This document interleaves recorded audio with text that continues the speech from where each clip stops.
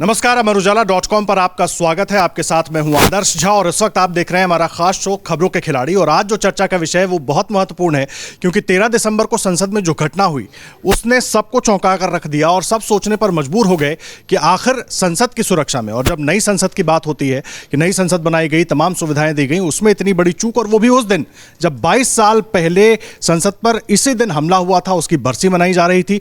उसके बाद इतनी बड़ी घटना हो जाना, कहीं ना कहीं पूरा देश भी स्तब्ध था और तमाम वो सांसद जो उस वक्त अंदर मौजूद थे वो भी उतने ही स्तब्ध थे, क्योंकि जिस तरह की प्रतिक्रियाएं देखने को मिली और बाद में जो कुछ सुनने को मिला वो सब कुछ बताता है कि उनके भी इस बात के वो भी नहीं समझ पाए कि आखिर इतनी बड़ी चूक हो कैसे गई। एक बात, लेकिन उसके बाद अब इस पर बहुत तेज राजनीति भी हो रही है, उस पर भी बात करेंगे। लेकिन सर, 22 साल पहले जो घटना हमने देखी थी, एक बार फिर इतनी चौंकाने वाली घटना संसद के अंदर, इसको देखें कैसे? ये चूक और जो तमाम लोगों की, उन लोगों की कोशिश थी जिन्होंने इसको अंजाम दिया, उस पर भी बात करेंगे। लेकिन सबसे पहले ये चूक, ये बहुत चौंकाने वाली थी और सबके लिए। पहली बात तो ये बहुत ही दुखद, बहुत ही दुर्भाग्यपूर्ण, और हमें सबसे ज़्यादा ये है कि चौकस रहने की बात। देखिए, हमें 40 साल, मैं करीब 40 साल पहले लॉ में की पढ़ाई कर रहा था, तो वहाँ इंटरनेशनल अफेयर्स के एक टीचर ने एक बात कही थी ABC वीपन्स के बारे में, एटॉमिक, बायोलॉजिकल एंड केमिकल। अब आप सोचिए 40 साल पहले उन्होंने एक वाक्य कहा था, potentiality of destruction is more than the potentiality of defence.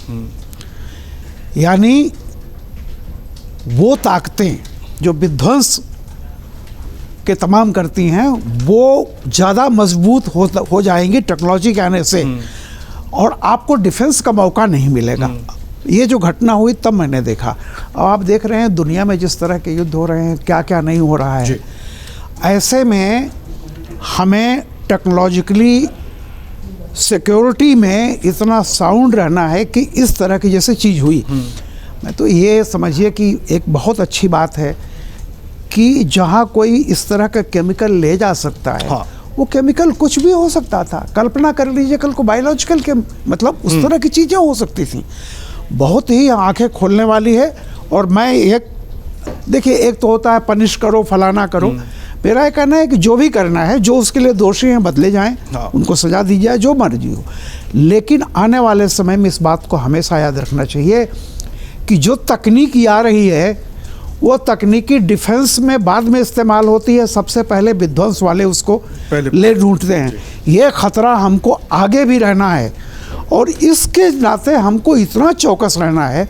अब आप देखिए, इजराइल जो टेक्नोलॉजी में इतना आगे था, 7 अक्टूबर को जो घटना हुई उससे पता नहीं चला, कहीं से भी नहीं कुछ भी हुआ। तो हम निश्चित तौर पर, ये पार्लियामेंट का मामला है, और दुखद बात यह है कि जिस 13 तारीख को ये हुआ है, 20 साल पहले उसी दिन ये घटना हुई थी। तो अमूमन होता यह है कि उसकी बरसी पर या वो ज़्यादा चौकसी बरती जाती है।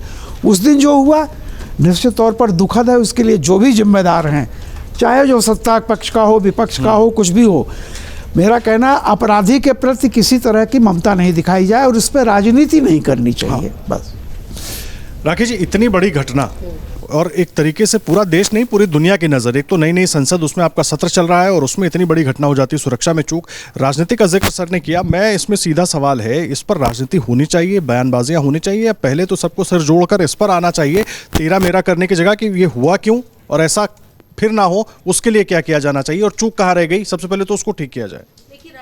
नहीं होनी चाहिए, क्योंकि अगर आप देखिए तो जिस समय बचाने के लिए जो सांसद सामने आए वो सभी पार्टी के थे, बल्कि औजला जी कांग्रेस पार्टी के। तो इस तरह से हमें एकजुट होकर, जब भी सुरक्षा की बात होती है, हमें, और मेरा ये बिल्कुल मानना है कि हमें एकजुट होकर देखना है। वहाँ पर 2-3 पॉइंट्स जल्दी सामने रखूंगी। पहली तो ये चूक हुई है, और गृह मंत्री तक ने माना है चूक हुई है। चूक मुझे लगता है, जहाँ तक मेरा अपना अनुभव रहा है, कि इंटेलिजेंस जो है वो किस लिए इस चीज़ों को नहीं भांप पाई। जो वहाँ सुरक्षा कर्मी थे, 8 को तो सस्पेंड कर ही दिया गया है संसद के अंदर, लेकिन पूरा सुरक्षा चक्र जो है उसको रिव्यू करने की बात भी हो रही है। बिल्कुल होनी चाहिए कि किस तरह से इस तरह के गैप्स आए कि वो बिल्कुल आसानी से एक जूते में इस तरह का कैनिस्टर लेकर चले गए। बहुत ही दुखद, आश्चर्यजनक और सोचने वाली ये बात है कि इसमें इंटेलिजेंस जो एजेंसीज थी वो किस तरह से भी अपना काम कर रही थी। दूसरी बात ये है कि कहीं ना कहीं ये देखा जा रहा है कि जो चेहरे सामने आए उनके पीछे भी कौन, मास्टरमाइंड की भी बात सारी हो रही है। एक जगह भी मैंने पढ़ा कि वो रंग दे बसंती फिल्म देखकर उससे भी बड़े प्रभावित। तो इस तरह की जो बातें हैं उसमें कहाँ डिस्कंटेंट की जो बात कहीं ना कहीं नजर आ रही है, लेकिन उसको समझने की पूरी ज़रूरत होगी। और मुझे बहुत ही दुखद, जैसे हम सब मानेंगे कि बहुत ही दुखद है और बहुत एक थोड़ी सी रिलीफ की बात यह है कि कोई क्षतिग्रस्त नहीं हुआ। लेकिन क्या होता कि अगर ये सही में जो गैस अंदर येलो स्मोक कह रहे हैं वो कुछ और होता।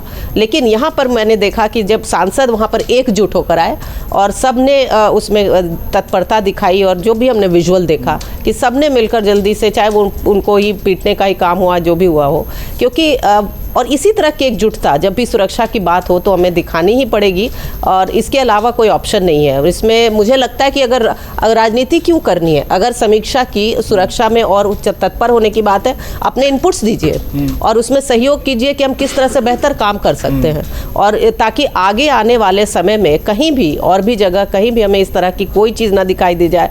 ज़रूर मुझे लगता है कि इसमें इनपुट्स भी ज़रूर आने चाहिए, जो मेरा अपना अनुभव रहा है, और किस तरह से हम सुरक्षा के चक्र को और ज़्यादा मजबूत बनाएं, ये बहुत ज़रूरी है। पर समझने की भी ज़रूरत होगी, अगर जो इनसे पूछताछ हो रही है और कि क्या सोच इनकी थी, तो अगर वो सारी चीज़ों को बहुत माइन्यूटली देखते हुए उसके ऊपर भी बहुत काम होना चाहिए, मेरा मानना है। और एक एक बात जो वो कह रहे हैं या समझ पा रहे हैं या कहाँ से आ रही है, इन सब को बिल्कुल सीरियसली इसके ऊपर इन्वेस्टिगेशन ही नहीं, उसकी पूरी तौर पे समीक्षा होनी चाहिए कि कैसे हो रही है। मुझे लगता है कि एक टीवी शो में खुद गृह मंत्री जी ने जब ये कहा कि ये चूक हुई है, तो मुझे लगता है कि इस पर बहुत कुछ अभी आगे हो रहा होगा। और वो जैसा कि कहते भी हैं कि सब कुछ बताना नहीं है हमें शो में, तो बहुत कुछ इसके अंदर अब हो ही रहा होगा और हम ये मानेंगे। क्योंकि मैंने ये भी देखा अभी कि एयरपोर्ट पे भी किस तरह की सुरक्षा है, उसके बारे में भी अब समीक्षा वहाँ भी कहीं ना कहीं शुरू हो गई है। तो चारों तरफ से अभी हमें देखना होगा, क्योंकि ये जो देश विरोधी ही कहेंगे अगर जो भी इस तरह का काम कर रहा है, तो अगर इस तरह का काम कर रहा है, कोई भी सोच रहा है कि हम जाकर और संसद जैसी गरिमामयी जगह पर अगर इस तरह का काम करता है, तो बिल्कुल ही इसको कंडेम सबको मिलकर करना चाहिए। और सबको इसमें मैं ये ज़रूर कहूँगी कि अपने इनपुट्स भी देने चाहिए। यह बात आप कह रही हैं। प्रेम जी, मैं आपके पास आ रहा हूँ। बड़ा महत्वपूर्ण हो जाता है समझना, चूक पर सवाल हो रहे हैं, बयानबाजियाँ हो रही हैं, सब हो रही हैं, सोच की भी बात हो रही है। जिन लोगों ने इसको किया, उस सोच के बारे में अभी हमें सोचना चाहिए, पहले ये सोचना चाहिए कि कुछ भी सोच हो आपकी, ये इजाज़त तो आपको कोई नहीं देता कि देश की संसद में जाकर इस तरह से करें, और वो भी तब क्योंकि संसद किसी पार्टी की नहीं है, वो देश की अस्मिता से जुड़ी हुई चीज़ है। वहाँ पर आदर्श जी, ये घटना राष्ट्रीय फलक पर और इंटरनेशनली अटेंशन लेने वाली घटना है, और संसद देश का मान सम्मान होती है, वहाँ सेंधमारी हुई है। और एक पार्ट है चूक का, जिसके लिए रिस्पॉन्सिबल कौन है वो पार्ट है, और दूसरा पार्ट है मोटिव ऑफ इंसिडेंट, कि उसका इंसिडेंट का क्या इंटेंशन था। तो जब फौरन ये घटना घटी तो मेरे मन में जो प्रतिक्रिया आई थी वो आई थी कि चूँकि पन्नू ने वहाँ वीडियो जारी किया था, गुरपवंत सिंह पन्नू ने, कि 13 दिसंबर या उससे पहले हम किसी घटना को संसद की नींव हिला देंगे इस किस्म से, तो मैंने तुरंत रिलेट किया कि वो है तब तो बहुत बड़ी घटना है कि चैलेंज दे करके उसने ऐसा किया। तो फिर और भी कड़ियाँ जुटती हैं कि इससे पहले 26 जनवरी 2021 को जो किसान आंदोलन के दौरान घटना घटी थी, लाल किले पर तिरंगा उतार दिया गया और दूसरा झंडा फहरा दिया गया। तो क्या चैलेंज दे करके घटनाएं घटेंगी? तब ये तो इंटरनेशनल ये साजिश हो जाती है, ये बहुत और भी बड़ी घटना हो जाती है, आतंकवादी घटना हो जाती है। लेकिन मुझे संतोष है कि चीज़ें उस तरीके से नहीं बढ़ी हैं। अभी तक जो जांच आ रही है उसमें इन युवाओं से जो पूछताछ की बात आई है, जितनी आई है उतने पर ही कर सकता हूँ, वो ये कि ये 14 तारीख को घटना को अंजाम देना चाहते थे, लेकिन पास 13 का ही मिला। पहले भी रेकी कर रहे थे कैसे करें, और इनका जो पूरा मोटिव अभी तक दिखा है वो है कि बेरोजगारी पर अटेंशन लेना चाह रहे थे। ठीक है, तो अगर ये बातें सही हैं, अब हम उस डार्क चीज़ को हटा देते हैं कि इंटरनेशनल साजिश नहीं हुई और हम ये माने कि हमारे देश के नौजवानों का ये गुस्सा है, तब हमारे इसको घटना को देखने का नज़रिया बिल्कुल डिफरेंट हो जाता है। तब मैं फिर भी इसको बोलने में हमें एहतियात बरतना पड़ेगा, क्योंकि हम जिम्मेदारी से बोल रहे होते हैं, दर्शक भी देख रहे होते हैं कि कानून का उल्लंघन नहीं करना, कानून का सम्मान करना, ये हम सब के लिए ज़रूरी है। पॉलिटिकल पार्टीज़ भी इसी हिसाब से स्टैंड लेती हैं। लेकिन अगर मैं थोड़ा हिपोथेटिकली मैं इसका आंसर देता हूँ कि अगर मैं प्रधानमंत्री होता, तब मैं ऐसा जान करके कि हमारे देश के नौजवानों में इतना गुस्सा है और उन्होंने इस तरीके से बिहेव किया है, तो मैं इसको इस रूप में देखता कि इन नौजवानों ने जो सेंधमारी की, जो ये इन्होंने किसी को नुकसान नहीं पहुंचाया, इन्होंने स्वयं अपनी अरेस्टिंग दी, इन्होंने अपना गोल सामने रखा, हम बेरोजगारी पर गुस्सा रखना चाहते, सब कुछ स्पष्टता के साथ रखा। तो ऐसे में कानून का उल्लंघन करने के तो ये दोषी हैं, इनको उस प्रक्रिया से तो हम गुजारने देंगे। लेकिन एक बार गिल्ट हो भी जाते हैं तो मैं महामहिम राष्ट्रपति से अनुरोध करूंगा कि इन लोगों ने जो बताया है, दरअसल हमें आगाह किया है कि अगर ये यहाँ बम होता, कुछ और चीज़ें होती तो पूरी संसद उड़ जाती, तो इनको सम्मानित किया जाना चाहिए। इसके बावजूद सर 150 करोड़ की आबादी है हमारे देश की, हर किसी को कोई ना कोई समस्या है, हर आदमी संसद में जाकर आप काउंटर लीजिए। लेकिन मैं प्रधानमंत्री होता, मैं इसी रूप में कहता कानून के हिसाब से इनको पनिश होने दीजिए।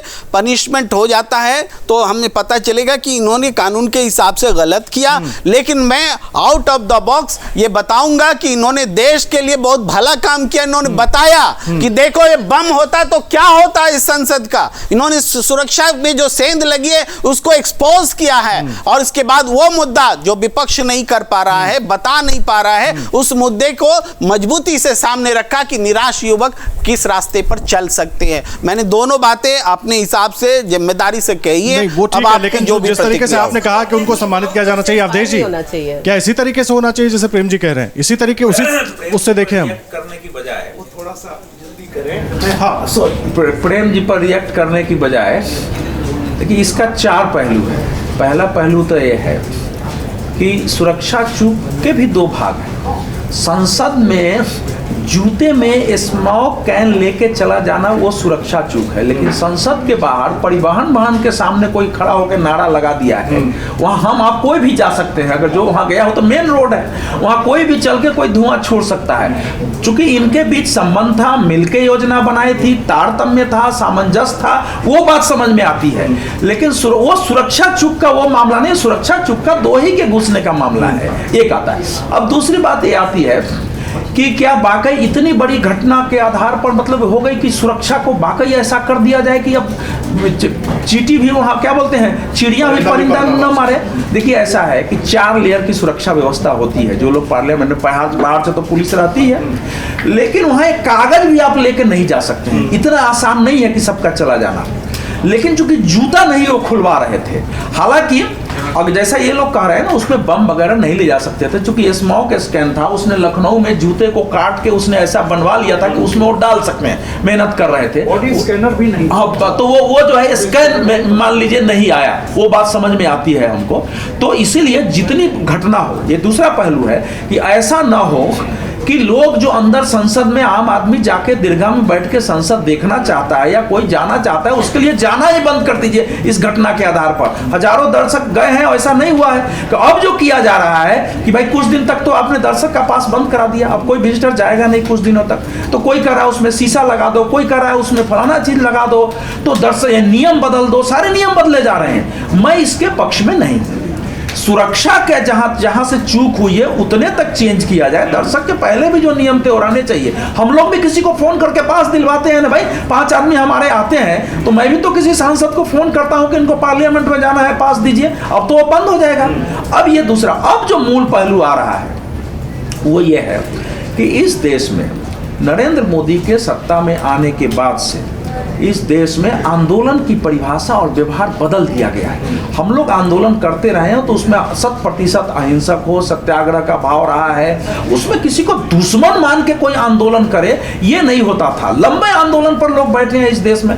लेकिन अब क्या हो गया है कि वो एक असहिष्णुता से शुरू हुआ, मॉब लिंचिंग तक आया, लेकिन शाहीन बाग से एक दूसरा दौर शुरू हो गया। शाहीन बाग कृषि कानून विरोधी आंदोलन से होते हुए और यहां तक पहुंचा है पहलवानों के धरने तक। आप देखेंगे तो पूरे देश में एक बहुत बड़े वर्ग ने और दुनिया में भी ये माइंड सेट बना दिया है एक हजारों लोगों का, उसमें नौजवान भी है, लोग भी हैं, कि ये सरकार देश विरोधी है, ये पूंजीपतियों की सरकार है, ये फासिस्ट सरकार है, ये जो है मुसलमानों की विरोधी है, ये जो है जन कल्याण का काम नहीं करती है, नौजवानों का विरोधी है, ये सब कुछ की विरोधी है। इसके खिलाफ कुछ भी करना, इसको बदनाम करना, इसके खिलाफ कुछ भी करना, ये तुम्हारा दायित्व हो जाता है। तो ये जब भाव पैदा हो जाता है तो उसमें आप अलग अलग तरीके से आप सरकार को बदनाम करने के, डिस्टर्ब करने के, समस्या पैदा करने की कोशिश करते हैं। आप सोचिए, एक इसमें कोचिंग पर आ रहा है, ट्यूशन पर आ रहा है, एक इसमें ई रिक्शा चला रहा है, एक सबसे उम्रदराज जो 37 साल की लड़की वो हर आंदोलन में दिखती है, उसके पास डिग्री है, वो प्रोफेसर की तैयारी कर रही है, लेकिन पता नहीं उसको कैसे नौकरी नहीं मिली है। बेरोजगारी की जहां तक बात है, यहाँ 6 लोग 5 लोग बैठे हुए हैं।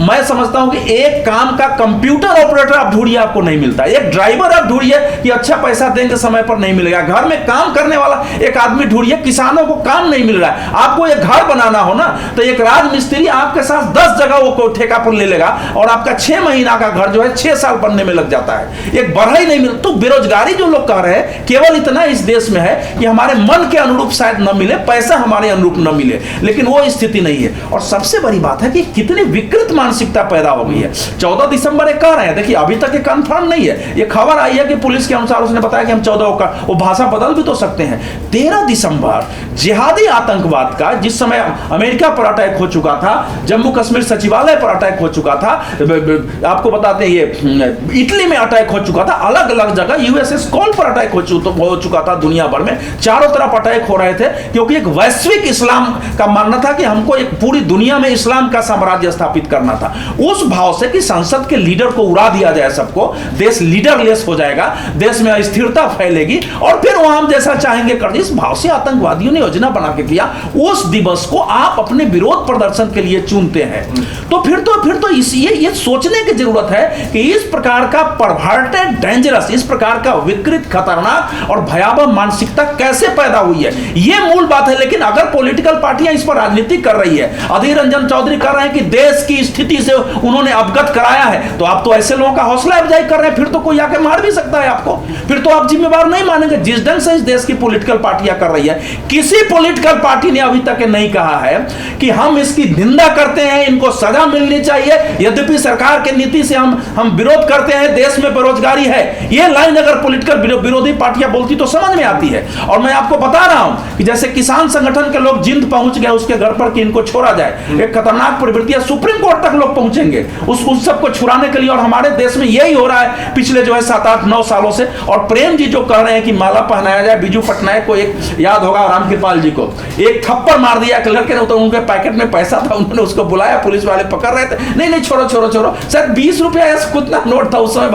उन्होंने निकाला, उसको दिया कि जा बेटा पहले खा लो, उसके बाद देखेंगे तुम्हारे रोजगार का। वो घटना ये नहीं है। हाँ, ये सीरियस घटना है। इसको देखने के बाद कोई विधानसभा में कोई कहीं कर सकता है, इन्होंने इतने लंबे समय से योजना बनाई है, जितना इसकी योजना बनाने में इन लोगों ने समय लगा, उतने देर में तो ये मिलजुल के कोई रोजगार स्टार्टअप शुरू कर सकते थे इस देश में जो वातावरण है। इसलिए मैं कह रहा हूं ये खतरनाक प्रवृत्ति देश में पैदा हुई है। ये मीडिया के लिए भी, पत्रकारों के लिए भी, बुद्धिजीवियों के लिए भी, कि इस ढंग से देश के अंदर अगर आप किसी पार्टी, संगठन, विचारधारा के विरुद्ध नफरत पैदा करेंगे, द्वेष पैदा करेंगे, दुश्मनी का भाव रखेंगे कि एक राजनीतिक विरोध में, तो फिर इस तरह की घटनाएं होंगी और इससे बड़ी घटनाएं हो सकती है। तो कारण वहां है जिसको दूर करने की कोशिश ने, राजनीति को राजनीति की तरह लड़िए, विचारधारा की लड़ाई विचारधारा के स्तर पर हो। किसी विचारधारा से, किसी व्यक्ति से, किसी सरकार से, किसी पॉलिटिकल पार्टी से नफरत, घृणा, उसको फासिस्ट कहना, उसको देश विरोधी कहना, इसके कारण सारी चीजें पैदा हो रही, इसको उखाड़ो किसी ढंग से। पूर्णिमा जी, जो बात अजय जी कह रहे थे मैं उसी में जोड़ देता हूं, क्योंकि लगातार सबके बयान हम भी देख रहे हैं और अमरुजाला.com पर वो खबरें भी लोगों तक पहुंचा रहे हैं। उस तरीके से इस घटना की निंदा वाकई कहीं से नहीं आई है। सब तर्क दे रहे हैं, निंदा नहीं है, बयानबाजियां हो रही हैं उस पर। देखिए आदर्श जी, विचारधारा की लड़ाई से, जैसा आपने कहा कि उसकी वजह से जो विद्वेष फैला है, ये घटना उसका परिणाम है। संसद में जो जाके उन्होंने स्मॉग जो फैलाया है, जो कैन फेंका है, लेकिन मुझे लगता है कि ये उसका विचारधारा से रिलेटेड वो चारों पांचों जो पकड़े गए हैं, उसमें से किसी का कोई बैकग्राउंड हमें नहीं मिला है।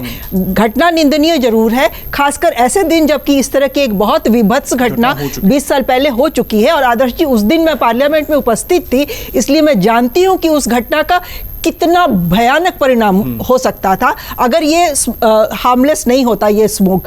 तो उस दिन इस घटना का होना अपने आप में बहुत चिंता की बात है, और खास करके तब जबकि अब सुरक्षा वाकई में उस घटना के बाद से बहुत चाक चौबंद है, तब इस तरह के मतलब सामान को लेके अंदर चले जाना। लेकिन तब ये भी हमें चिंता का विषय है कि वो हार्मलेस स्मोक लेके अंदर गए थे, किस चीज के दर्शाने के लिए वो अंदर गए थे? क्या वो जो पॉपुलर रिजेंटमेंट है उसको आउटलेट कहीं नहीं मिल रहा है, इसलिए वो उसको लेके वहां गए थे? जैसा भगत सिंह ने कहा था कि बहरों को सुनाने के लिए धमाका करने की जरूरत होती है, तो क्या आज की सरकार इतनी बहरी, इतनी अंधी हो गई है कि जो बहुत बड़ी एक समस्या, व्यापक समस्या समाज में है, वो उसको दिख नहीं रही है, वो उसको आवाज नहीं सुनाई दे रही है, और इसलिए ये लड़के मजबूर हुए उस आवाज को उस तरह से उठाने के लिए? तो इसमें भले ही आतंकवादी घटना ना हो, सरकार की तरफ से अगर इस पर कोई एक छोटा सा भी स्टेटमेंट आ जाता, कोई बड़ा मंत्री अमित शाह जैसे आके बयान दे देते, तो सरकार कम नहीं हो जाती, सरकार छोटी नहीं दिखती। लेकिन उसकी जरूरत उन्होंने नहीं समझी। पिछली घटना के बाद दूसरे दिन अटल बिहारी वाजपेयी ने आके हाउस में बयान दिया था और पूरी उसकी विस्तार से उसकी डिटेल बताई थी। यहाँ जो विपक्ष के एमपीज मांग कर रहे हैं कि अमित शाह बयान दे, तो उन्हीं को सस्पेंड कर दिया जा रहा है। तो ये राजनीति का जो इतना एक पक्षपातपूर्ण रवैया जो दिख रहा है ना, ये एक बहुत बड़े पॉपुलर रिजेंटमेंट को जन्म दे रहा है, और उस रिजेंटमेंट की आउटलेट समाज में हमें कहीं नहीं दिख रही है। आंदोलन करने वालों का मखौल आंदोलन जीवी करके किया जाता है, और ये आंदोलन जीवी वर्ड समाज के जो सबसे बड़े आज हमारे नेता हैं उनकी तरफ से आता है। तो जो आंदोलन पे बैठते हैं उनको भी अपने मन में एक हीन भावना डेवलप हो रही है। ये उन सारी जो कुंठाएं हैं उसकी भड़ास निकल के हमें उस दिन दिखाई दी है। सरकार को इस पे गंभीरता से सोचना पड़ेगा। नहीं, गंभीरता से सोचना चाहिए, लेकिन जो हुआ मैं जल्दी से आ रहा हूं। खतरनाक और भयानक स्टेटमेंट है ये, इतना खतरनाक और भयानक। इनके जैसा एक सीनियर जर्नलिस्ट इसको भगत सिंह की तरह जोड़ रहे हैं और देश में रिजेंटमेंट है, ये खतरनाक और भयावह है। ऐसी प्रवृत्तियों को बढ़ावा देने वाले, देखिए गृह मंत्री से बयान की मांग करना वो पॉलिटिक्स है, वो आप करिए। गृह मंत्री को देना चाहिए या नहीं देना चाहिए वो अलग पक्ष होता है। लेकिन क्या इस ढंग की परिस्थिति देश में पैदा हो गई है वाकई कि संसद में जाकर के हमको धुआं छोड़ना पड़े और कूदना पड़े, तो फिर तो यह देश अराजकता में चला जाएगा। फिर हम तो ऐसे बढ़ावा दे रहे हैं कि अंदर कोई स्कैन लेके गया है तो बाहर कोई लाठी चला ले, बाहर कोई गोली चला ले, बाहर कोई तलवार चला ले, किसी बीजेपी की नेता की सभा हो तो जाके उसका सिर फाड़ दे, बीजेपी के कार्यकर्ताओं को घेर के मार दे। ये हम स्थिति पैदा कर रहे हैं। यही मैं कह रहा हूं कि ये जो मेंटालिटी 2014 के बाद से बदली है वो इसका मूल कारण है। अगर सरकार से विरोध है तो आप बैठिए। देखिए ऐसा है, गांधी जी ने कहा है कि अगर आप सरकार के लिए आप कहीं भी विरोध में बैठो तो उनकी अरेस्टिंग होती है, अरेस्ट में जाओ, फिर निकल के आओ, फिर बैठो।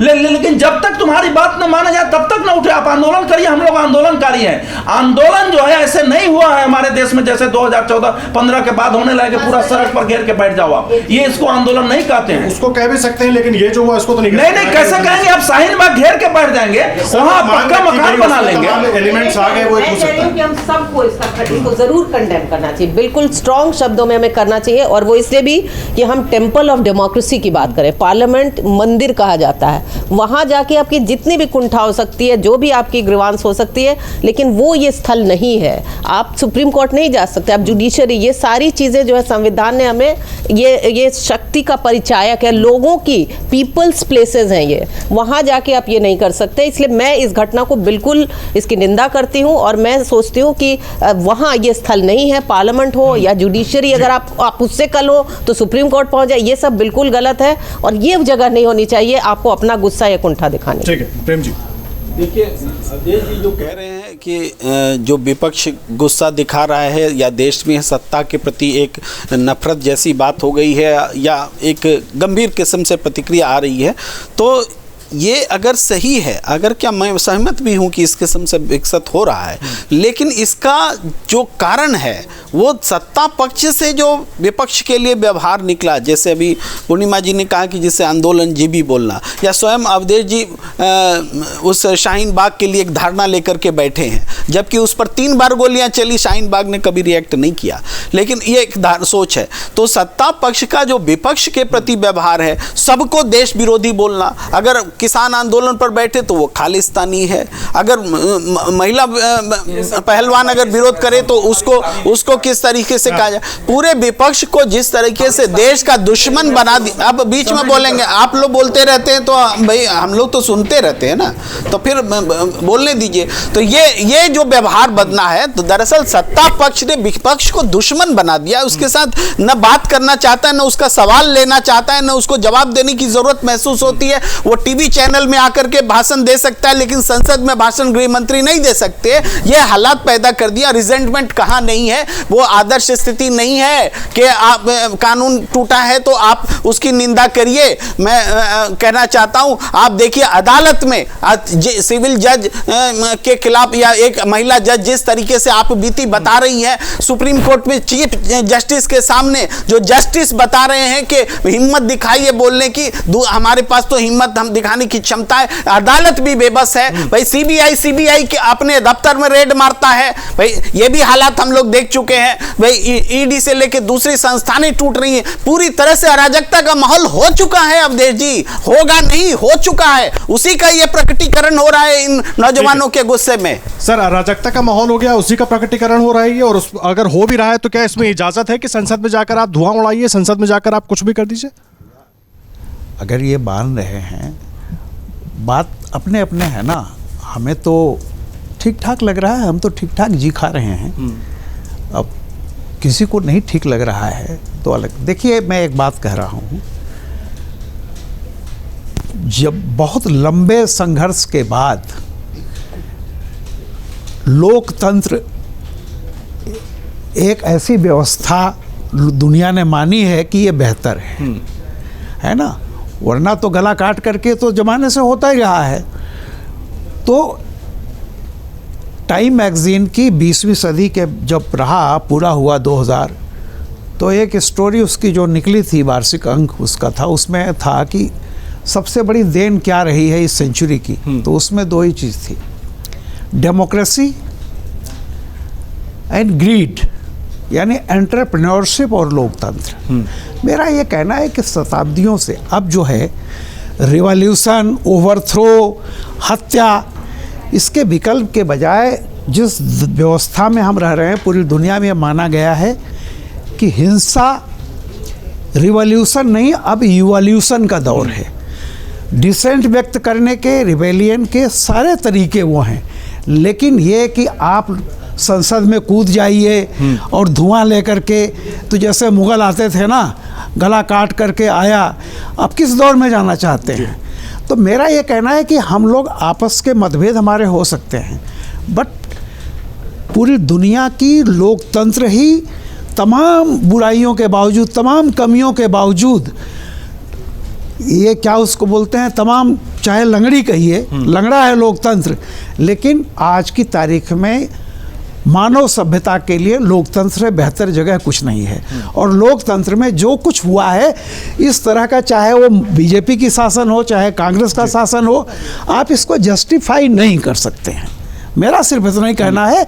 बाकी ठीक है, किसी को नर्क लग रहा है, किसी को 84 बड़ा अच्छा लगता था, अब क्या क्या कहेंगे। हमने वो दिन देखे हैं, पूर्णिमा जी भी शायद थी तब, सन 84 में, जब हम लोग रात को चिपकाते थे कि कौम हत्यारी नहीं, व्यक्ति हत्यारा होता है, और उसके बाद क्या क्या होता था वो मैं क्या बताऊँ आज आपको, आप नहीं थी।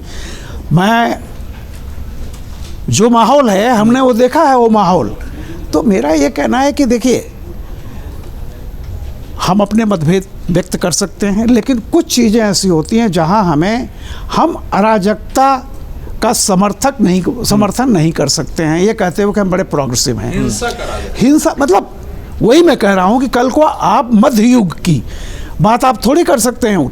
लोकतंत्र की सीमाओं के भीतर रहते हुए जिसको जो है व्यक्त करें।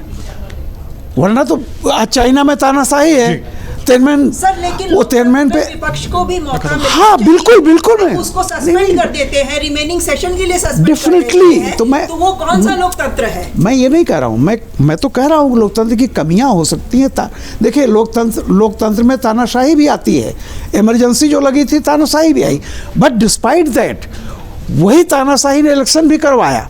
मेरा ये कहना है कि जाति कब हो रही है नहीं हो रही उसके लड़ने का तरीका है, लेकिन गोली मार देना या कल को जो तरीका हुआ, जैसा आप ही ने कहा, आप वहाँ थी ना, अगर उस गैस की जगह कोई बायोलॉजिकल वेपन होता और तब क्या होता आप सोच सकते हैं। तो मतलब इस तरह की प्रवृत्ति को बढ़ावा नहीं देना चाहिए।